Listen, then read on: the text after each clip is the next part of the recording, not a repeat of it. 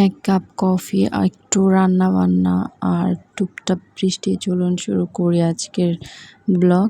আসসালামু আলাইকুম, কেমন আছেন সবাই? আশা করি সবাই ভালো আছেন।